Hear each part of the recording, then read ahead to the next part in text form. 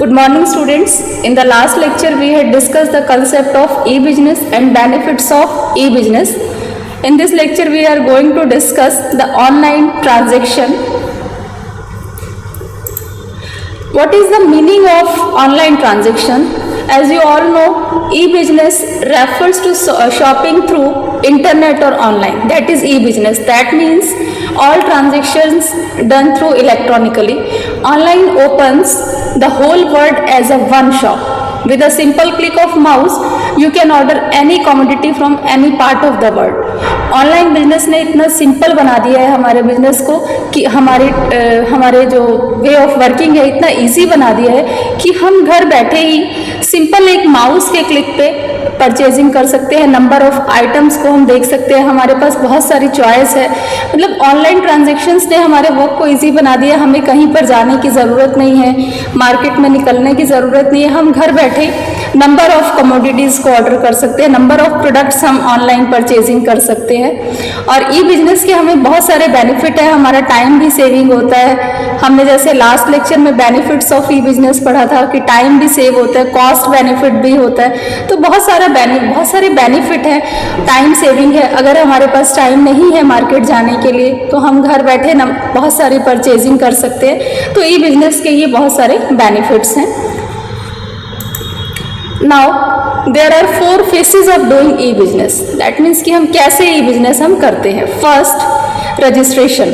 सबसे पहला जो ई बिजनेस भी हमारे लिए बहुत सेफ है। ऐसा नहीं कि ई बिजनेस में हमारी जो भी ट्रांजैक्शंस है वो सेफ नहीं है। तो इसके लिए हमारे ई बिजनेस करने के लिए फेस हैं। और मुझे जहाँ तक है कि ये जो फेसेस है इलेक्ट्रॉनिक बिजनेस के, ये ऑलमोस्ट सबको पता है, क्योंकि आज के टाइम में ऑनलाइन परचेजिंग हर कोई करता है। हमारी डिपेंडेंसी ही ऑनलाइन परचेजिंग पे हो गई है, क्योंकि कुछ प्रोडक्ट, कुछ चीज़ें ऐसी हैं जो हमारे लोकल एरिया में नहीं मिलती हैं। बट ऑनलाइन बिजनेस ने हमारे बिजनेस को इतना ज़्यादा स्मूथ बना दिया है कि जो प्रोडक्ट हमें नहीं भी अवेलेबल है हम उसको ऑनलाइन ऑर्डर कर सकते हैं। दैट मीन्स इंटरनेशनल लेवल पे हम हर तरह से प्रोडक्ट को परचेज सेल कर सकते हैं। तो सबसे पहला जो इसका फेस है वो है रजिस्ट्रेशन। जो इलेक्ट्रॉनिक बिजनेस है इसमें क्या होता है कि हम जब भी जैसे कोई भी वेबसाइट का एग्जांपल ले लो, जैसे फॉर एग्जांपल आप फ्लिपकार्ट से या किसी भी अमेज़ॉन से किसी भी साइट से कोई प्रोडक्ट ऑर्डर करने जा रहे हो, तो उस पर आपको क्या करना पड़ेगा, पहले वो रजिस्ट्रेशन फॉर्म फिल कराएगा आपकी ही सेफ्टी के, आपके ही सिक्योरिटी पर्पस से, जिसमें वो क्या करेगा, आपको एक पासवर्ड और आईडी इशू करेगा, जिससे क्या होगा कि वो आपकी सिक्योरिटी रहेगी। आपकी जो ऑनलाइन परचेजिंग है उसको कोई और हैक नहीं कर सकता।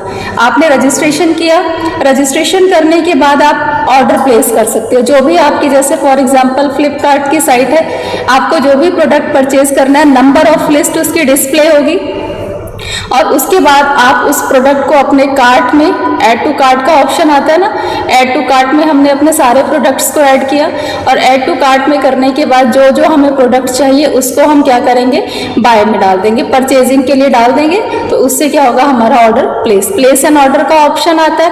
अब जैसे ही आप ऑर्डर प्लेस करते हो, ऑर्डर प्लेस करने के बाद पेमेंट मैकेनिज्म, दैट मीन्स कि वो आपसे पेमेंट के मेथड पूछ रहा है, क्योंकि हमारे पास पेमेंट करने के कई सारे मेथड्स हैं। There are different methods of payment. First is cash on delivery, COD। ये आप लोगों को सबको पता है, सब लोग इससे अवेयर हो। कैश ऑन डिलीवरी क्या होता है कि जब हमने गुड्स को ऑर्डर कर दिया, ऑर्डर करने के बाद जब गुड्स हमारे पास आएंगी, यानी कि जो कस्टमर है, जैसे जिसने भी ऑर्डर किया है, जब वो गुड्स उसके पास आएंगी फिर वो उसके बाद पेमेंट करेगा। That is known as cash on delivery, कि जब प्रोडक्ट्स की आपके पास डिलीवरी हो जाएगी फिर आप उसका कैश पेमेंट करोगे। थ्रू बैंकिंग ट्रांसफर, ये तो बड़ा सिंपल है कि आप अपने बैंक अकाउंट के थ्रू ट्रांसफर कर रहे हो, परचेज कर लिया, गुड्स आने से पहले आपने ट्रांसफर कर दिया। क्रेडिट और डेबिट कार्ड सबको पता है। Debit card through ATM, credit card के थ्रू भी हम अपनी जो भी ऑनलाइन परचेजिंग कर रहे हैं उसकी हम पेमेंट कर सकते हैं। डिजिटल कैश ये हमारा क्या होता है, ये एक सॉफ्टवेयर है। इसमें क्या होता है कि बैंक में जब हम मनी डिपॉजिट कराते हैं तो बैंक एक सॉफ्टवेयर इशू करता है जिसके थ्रू हम इसमें पेमेंट कर सकते हैं। तो ये हमारे सारे के सारे मेथड्स है पेमेंट करने के लिए, ठीक है। तो ये हमारे कंसेप्ट थे, ये हमारे फेसेस थे जो हमने डिस्कस किया, रजिस्ट्रेशन, प्लेसिंग ऑर्डर और payment mechanism. Now next is safety and security of E business. अब क्या होता है कि जब हम इलेक्ट्रॉनिक बिजनेस करते हैं तो कुछ हमारे पास कुछ रिस्क भी हमको लगता है, तो वो रिस्क हमारे कौन कौन से हैं और उन रिस्क से हम कैसे, वो जो प्रॉब्लम है हम उन प्रॉब्लम को कैसे ओवरकम कर सकते हैं। क्योंकि जब हम ऑनलाइन परचेजिंग करते हैं तो बहुत रिस्क है, जैसे पेमेंट कर दिया, अदर पार्टी को रिसीव नहीं हुआ, कस्टमर ने ऑर्डर कर दिया और उसके बाद वो रिफ्यूज़ कर रहा है, मतलब नंबर ऑफ रिस्क है, कोई हमारी आईडी को हैक कर ले, तो इस तरह से बहुत सारे रिस्क है। तो सबसे फर्स्ट रिस्क हमारा ट्रांजैक्शनल रिस्क है। ट्रांजैक्शनल रिस्क हम डिस्कस करेंगे। ट्रांजैक्शनल रिस्क का मीनिंग हमारा नाम से ही क्लियर हो रहा है कि ट्रांजैक्शन करते समय जो हमारा रिस्क हो जाए, the risk that is related to transaction is known as transactional risk. First point है default on order taking and giving. अब ऑर्डर देते या लेते समय डिफॉल्ट हो, जैसे फॉर एग्जांपल कभी कभी क्या होता है कि कस्टमर गुड्स को ऑर्डर कर देता है और जब गुड्स आ जाती है तो कस्टमर क्या करते हैं, रिफ्यूज कर देते हैं ना कि ये प्रोडक्ट तो हमने ऑर्डर नहीं किया था, इस तरह से करते हैं। तो ये भी हमारा एक रिस्क है, क्योंकि अब यहाँ से कस्टमर ने ऑर्डर किया, वहाँ से कंपनी ने पूरा प्रोसेस किया और जब प्रोडक्ट कस्टमर के पास आया और कस्टमर ने रिफ्यूज कर दिया। कभी कभी कंपनी की साइड से भी ऐसा हो जाता है कि कस्टमर ने ऑर्डर किया, कंपनी एक्सेप्ट ही नहीं करती कि ऑर्डर किया है, तो इस तरह से भी हमारा रिस्क होता है। Second is default on delivery. कभी कभी क्या होता है कि गुड्स जो है हमारी वो रॉन्ग एड्रेस पे डिलीवर्ड हो जाती है। फॉर एग्जांपल एक ही एरिया में रहने वाले दो पर्सन है, फॉर एग्जांपल ए और ए, तो अब यहाँ पर क्या है, गलती से डिलीवरी गुड्स की कहाँ चली गई, दूसरे पर्सन के पास, और अब दूसरा पर्सन एक्सेप्ट ही नहीं कर रहा है रिसीव करने के बाद, तो ये इस तरह का रिस्क होता है।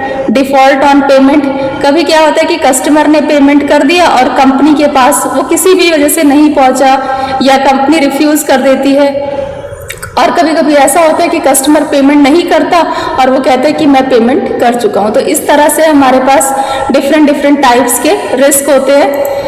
तो अब हमारा ये है कि टू ओवरकम दीज प्रॉब्लम, ये जो हमारा है कि ये जो हमने कहा कि ट्रांजैक्शनल रिस्क है कि कस्टमर पेमेंट नहीं करता और बोलता है कि मैंने पेमेंट की है, मतलब नंबर ऑफ जो रिस्क हमने डिस्कस किए। अब हम इस प्रॉब्लम को कैसे ओवरकम कर सकते हैं। The seller must confirm that customer has enter the correct information from the cookies. सबसे पहले ये रिस्पॉन्सिबिलिटी सेलर की बनती है कि वो कंफर्म करे कि जो कस्टमर है उसने जो अपना रिकॉर्ड, जो डिटेल एंटर किया है, क्या वो सारा रिकॉर्ड करेक्ट है। जो कुकीज होता है ये जस्ट लाइक टेलीफोन आईडीज होता है, तो यहाँ से हम कस्टमर की सारी डिटेल्स को चेक कर सकते हैं कि क्या कस्टमर की इंफॉर्मेशन करेक्ट है या नहीं। कभी कभी क्या होता है कि फेक आईडी बना के कस्टमर इंफॉर्मेशन डालते हैं, तो कुकीज के थ्रू ये सारी इंफॉर्मेशन को वेरीफाई किया जाता है। अब देखो यहाँ पे कुछ स्टेप हैं कि हम अपने पेमेंट को कैसे हम प्रोटेक्ट कर सकते हैं। To protect payment following steps can be taken. जैसे फर्स्ट है क्रेडिट कार्ड ऑथेंटिकेशन। ध्यान से इसको सुनेंगे। क्रेडिट कार्ड ऑथेंटिकेशन में क्या होता है कि जो कस्टमर की जो डिटेल होती है, कस्टमर जो अपनी डिटेल एंटर करता है, जैसे फॉर एग्जांपल वो नेम है, अपना एड्रेस है, अपना अकाउंट नंबर है, ये सारी चीज़ें जो एड्रेस, ये सारी डिटेल जो एंटर करता है क्रेडिट कार्ड ऑथेंटिकेशन में, इन डिटेल्स को वेरीफाई किया जाता है कि ये सारी डिटेल करेक्ट है या नहीं है। ये करेक्ट करने के बाद क्रेडिट कार्ड ऑथोराइजेशन, अब उसने अपना अकाउंट नंबर डाल दिया, कार्ड नंबर सब एंटर कर दिया। ऑथोराइजेशन में ये होता है कि बैलेंस चेक किया जाता है कि कस्टमर ने जो अपना अकाउंट नंबर डाला है, क्या उसने फॉर एग्जांपल 5000 की परचेजिंग की है, तो क्या उतना बैलेंस उसके अकाउंट में अवेलेबल है।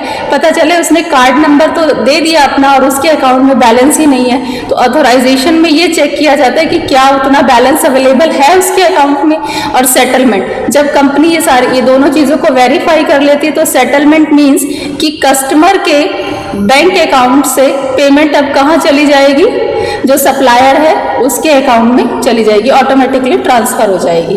तो ये हमारा प्रोसीजर फॉलो होता है। इससे क्या होता है कि हमारी ट्रांजैक्शन पूरी तरह से सेफ होती है। So this is the homework, and homework is based on the previous lecture that we had discussed. What is the meaning of online transaction? Explain payment mechanism. Payment mechanism हमने discuss किए, cash on delivery है, debit card, credit card.